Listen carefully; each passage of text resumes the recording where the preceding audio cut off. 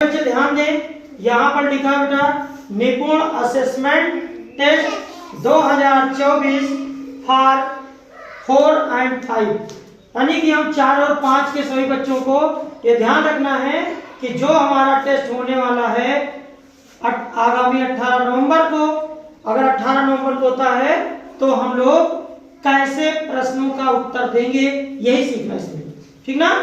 तो बेटा उसमें आपका एक अनुच्छेद भी आएगा, उस अनुच्छेद में देखना इस तरीके से अनुच्छेद लिखा होगा, उसके पास ये प्रश्न लिखे होंगे।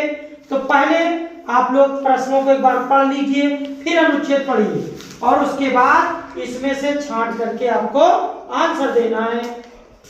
जैसे चिड़िया के बच्चों को क्यों मजा आया, तो इसके 4 उत्तर हैं, इनमें से एक सही है। अभी जब इसका अनुच्छेद पढ़ेंगे तब पता चल जाएगा क्यों आया। दूसरा प्रश्न है पेड़ का पर्यायवाची होगा, यहाँ पे 4 बातें हैं, एक सही होगा।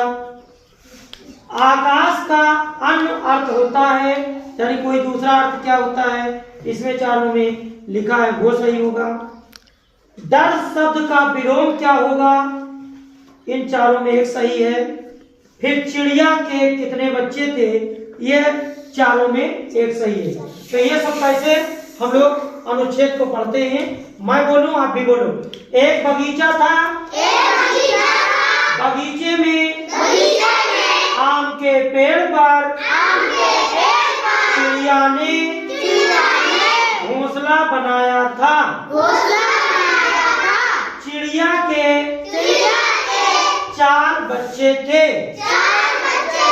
अभी देखो ऐसा प्रश्न भी आया है, चिड़िया कितने बच्चे थे, 4। हाँ, चिड़िया पेड़ पर अपने घोंसले में बैठी थी। वह अपने बच्चों को उड़ना सिखाना चाह रही थी। चिड़िया के बच्चे उड़ने से डर रहे थे। एक बच्चे ने कहा माँ देखो पतंग इधर उड़ते हुए आ रही है। चिड़िया ने कहा डरो मत, उसकी डोर को कसकर मुंह से पकड़ लेना। सभी बच्चों ने डोर को मुंह से पकड़ लिया। अचानक बच्चों के मुंह से पतंग की डोर छूट गई। सभी बच्चे अपने पंख फड़फड़ाकर उड़ने लगे। उन्हें खूब मजा आया। अब उन्होंने उड़ना सीख लिया था। ये जो अनुच्छेद पढ़े हो इन्हीं का प्रश्न का उत्तर देना है। चिड़िया के बच्चों को क्यों मजा आया, उन्हें खाना मिल गया था, उन्होंने वे उड़ना सीख गए थे, उन्होंने पतंग देखा, वे उड़ने से डर रहे थे।